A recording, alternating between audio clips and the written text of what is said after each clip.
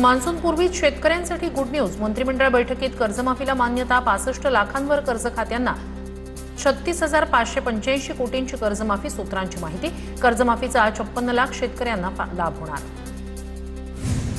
राज्यात शेतकरी कर्जमाफीची घोषणा विधान परिषदेच्या निवडणुकीनंतर होणार. कर्जमाफीची घोषणा आता करू शकत नाही. शेतकरी कर्जमाफीवर मुख्यमंत्री फडणवीसांची माहिती. लाडकी बहीण योजनेत पैसे लाटणाऱ्या 14,000 पुरुष लाभार्थ्यांकडून रक्कम वसूल केली जाणार. अपात्र झालेल्या 81 लाख लाडक्या बहिणींकडून पैसे परत घेणार नाही. मुख्यमंत्री फडणवीसांची माहिती. केवायसी केलं नाही याचा अर्थ लाडक्या बहीण योजनेचे निकष पूर्ण करताना दिसत नाही. लाडक्या बहिणींना निकषाच्या आधारावर अर्ज करण्यास सांगितलं होतं. केवायसी पूर्ण केली त्यांनाच पैसे मिळत राहतील. अपात्र लाडक्या बहिणींवर मुख्यमंत्री फडणवीसांची प्रतिक्रिया. लाडकी बहीण योजनेमार्फत महिलांची मतं विकत घेतली.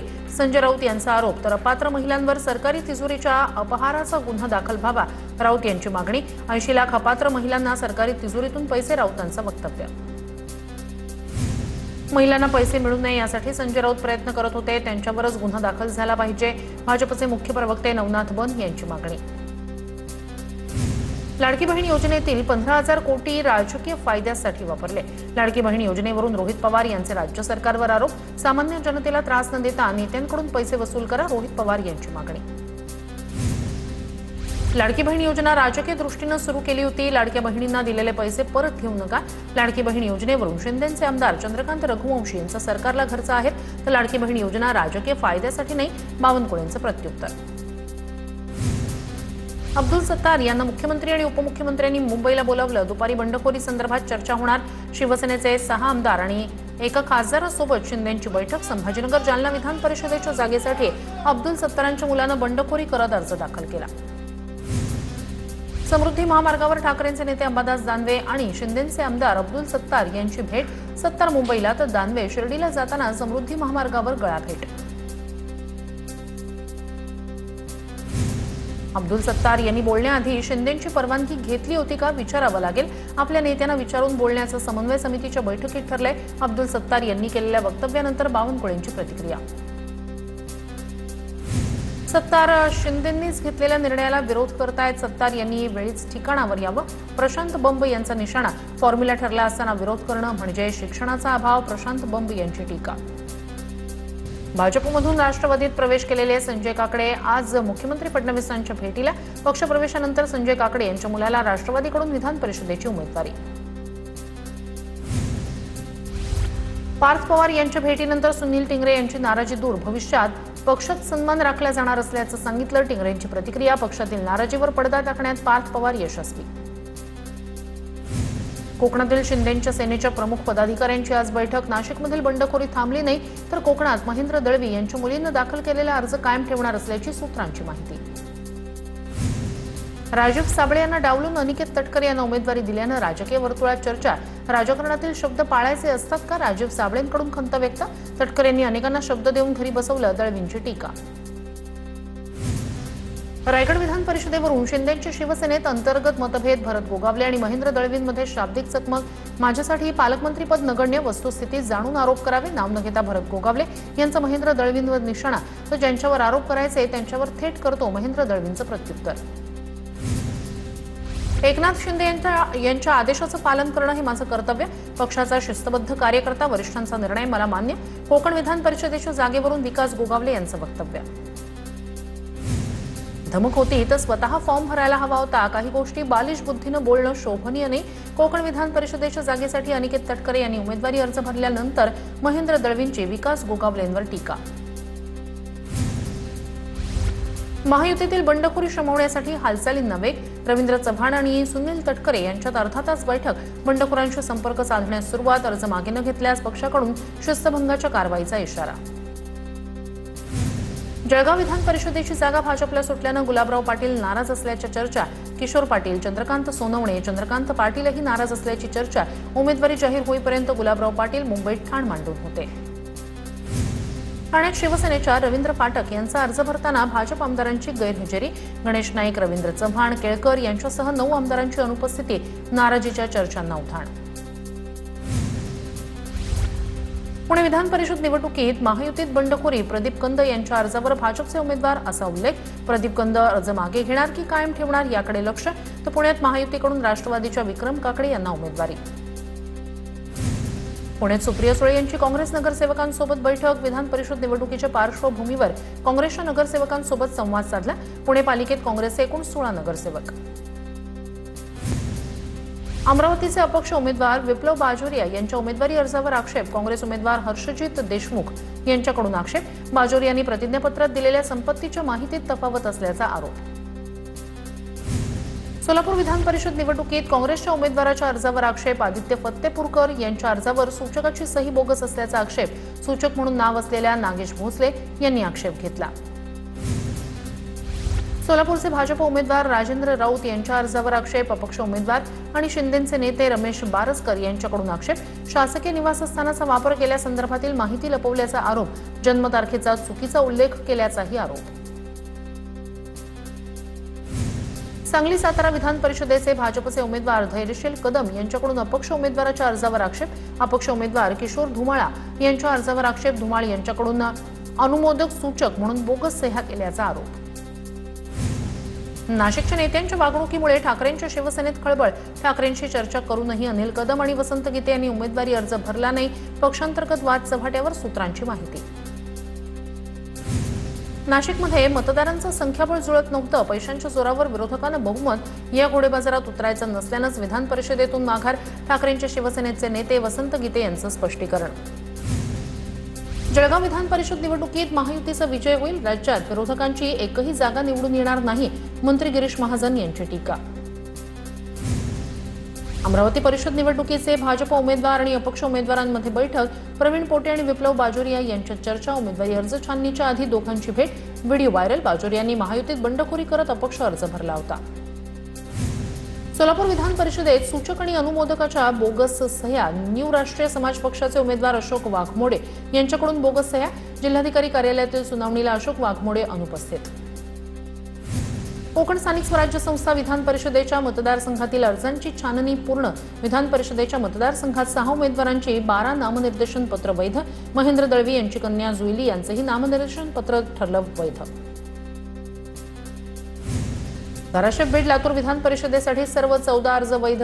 9 उमेदवार निवडणुकीच्या रिंगणात कायम. महायुतीचे उमेदवार बसवराज पाटील यांनी सर्वाधिक 4 उमेदवारी अर्ज दाखल केले होते. कांद्याच्या प्रश्नावरून पुण्याच्या मनसरमध्ये विराट क्रांती महामोर्चा. आमदार रोहित पवार यांच्यासह महाविकास आघाडीच्या नेत्यांचा मोर्चात सहभाग. आंदोलनादरम्यान पोलिसांनी रोहित पवारांना ताब्यात घेतलं. सरकारनं शेतकऱ्यांच्या कांद्याला प्रति किलोला 24 रुपयांचा दर द्यावा. नाफेडच्या माध्यमातून 10 लाख टन कांदा खरेदी करावा. कांदा प्रश्नावरून आंदोलनासंदर्भात रोहित पवार यांची प्रतिक्रिया. कांद्याला कवडीमोल भाव मिळत असल्यानं शेतकऱ्यांमध्ये संताप. मनसरमधील मोर्चात खासदार निलेश लंके आणि आमदार रोहित पवार यांनी कांदा रस्त्यावर फेकला. सरकारच्या धोरणांच्या विरोधात घोषणाबाजी. राज्यातील कांदा उत्पादकांची दयनीय स्थिती. कांदा उत्पादक शेतकऱ्यांच्या आंदोलनाला आमचा पूर्ण पाठिंबा. नितीन राऊत यांची प्रतिक्रिया. तर राज्यातील शेतकऱ्यांमध्ये तीव्र नाराजी असल्याचं राऊतांचं वक्तव्य. मनसरमध्ये आंदोलनादरम्यान युवा शेतकरी राहुल बहिरट यांच्याकडून विषप्राशन करण्याचा प्रयत्न. आंदोलकांच्या सतर्कतेमुळे अनर्थ टळला. आंदोलनस्थळी काही काळ तणावाचं वातावरण. सातारा जिल्हा परिषदेच्या समाज कल्याण समिती सभापतींच्या केबिनमध्ये वाढदिवस साजरा करण्यात आला. वाढदिवसाला तडीपार गुंड बिया उर्फ अमित कदम आल्याचा दावा. वाढदिवस साजरा झाल्याचे फोटो सोशल मीडियावर व्हायरल. कॅनॉलची दुरुस्ती होत नसल्यानं शेतकऱ्यांचा आत्मदहनाचा प्रयत्न. धुळ्याच्या उडाणे गीताने गावातील शेतकऱ्याचा जिल्हाधिकारी कार्यालयाबाहेर आत्मदहनाचा प्रयत्न. कॅनॉलमधून गळती होत असल्यानं शेतकऱ्यांच्या पिकांचं नुकसान. नांदेडच्या मुदखेड तहसील कार्यालयावर काँग्रेससह शेतकऱ्यांचा आक्रोश मोर्चा. खासदार रवींद्र चव्हाण मोर्चात सहभागी. शेतकऱ्यांच्या विविध मागण्यांसाठी काँग्रेसचा मोर्चा. अमरावतीत पेढी बॅरेज प्रकल्पग्रस्त आक्रमक. अमरावतीच्या भूसंपादन विभागात मांडला ठिय्या. आमचं पुनर्वसन करा नाहीतर प्रकल्प रद्द करा. प्रकल्पग्रस्त ग्रामस्थांची मागणी. इंदापुरातील कर्मयोगी साखर कारखान्यावर ट्रॅक्टर मालकांसाठी या 2025-26 हंगामातील वाहतूक आणि तोडणीचे पैसे अद्याप न मिळाल्यानं ऊस वाहतूकदार आक्रमक. कारखान्याकडे लाखो रुपये अडकल्यानं छेडलं आंदोलन. मृत मराठा आंदोलकांच्या वारसांना MIDC मध्ये अनुकंपावर नोकरी, मनोज जरांगेंकडून शासनाच्या निर्णयाचं कौतुक. मराठा समाजाला आरक्षण दिलं असतं तर बलिदान गेलं नसतं. 58 लाख नोंदी सापडल्यात, त्यांना प्रमाणपत्र द्या, जरांगेंची मागणी. सोलापूरच्या माढा तालुक्यात शक्तीपीठ महामार्गाचं सर्वेक्षण सुरू. शक्तीपीठ महामार्गाच्या सर्वेक्षणाला अरणमधील शेतकऱ्यांचा विरोध. पोलीस, मोजणी अधिकारी आणि शेतकऱ्यांमध्ये शाब्दिक चकमक. शक्तीपीठ महामार्ग होऊ देणार नाही, शेतकऱ्यांची भूमिका. काँग्रेसच्या अनेक नवनियुक्त जिल्हाध्यक्षांच्या बाबतीत नाराजी असल्याची माहिती समोर येते. 8 जूनला राज्यातील काँग्रेसचे काही आमदार आणि नेते दिल्लीत जाणार आहेत. पक्षाच्या संघटन सृजन अभियानाबाबतच्या त्रुटी हायकमांडच्या समोर ठेवल्या जाणार आहेत. प्रदेशाध्यक्ष हर्षवर्धन सपकाळ यांची तक्रार करण्यात येणार असल्याची सुद्धा माहिती आहे. जिल्ह्यातील नेत्यांना विश्वासात न घेता नेमणुका झाल्याची चर्चा आहे.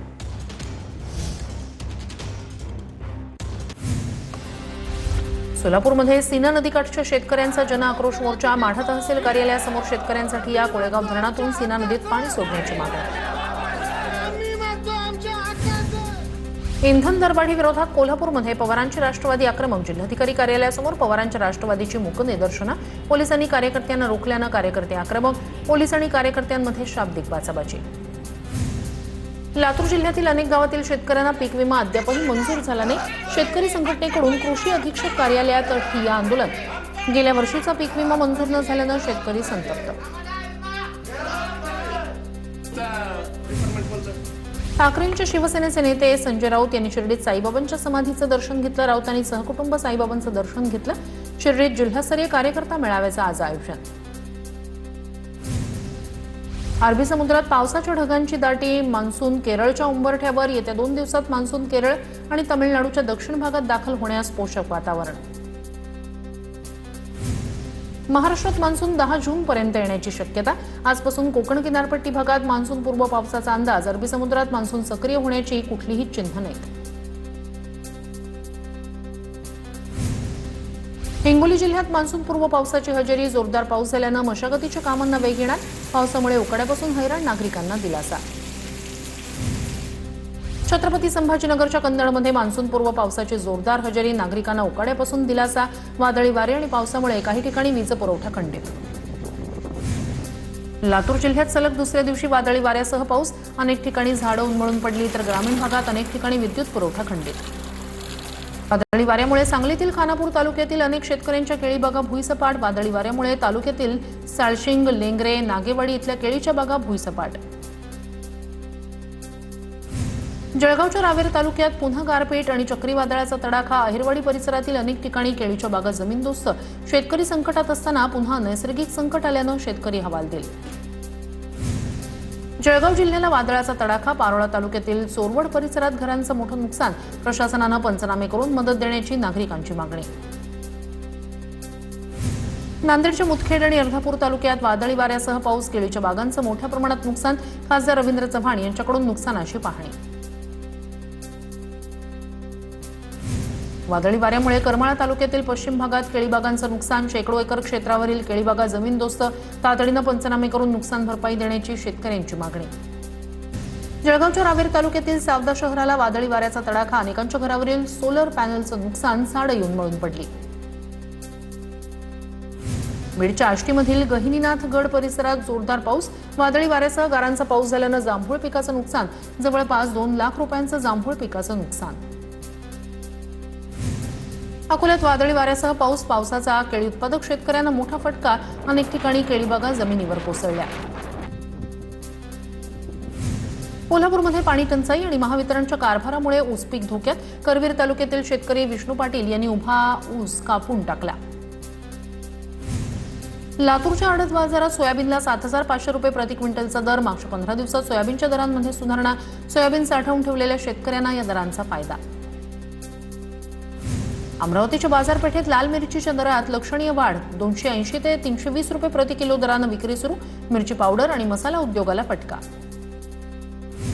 जळगावच्या हातनूर धरणात पक्ष्यांच्या किलबिलाट. पक्षी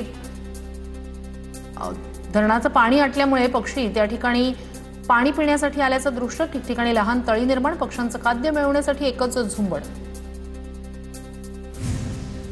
धाराशिवच्या परंडा तालुक्यातील सीना कोळेगाव धरणात केवळ 6.78% पाणीसाठा. गेल्या वर्षीच्या तुलनेत यंदा धरणात 13% पाणीसाठा घटला, पाणी टंचाईचं संकट.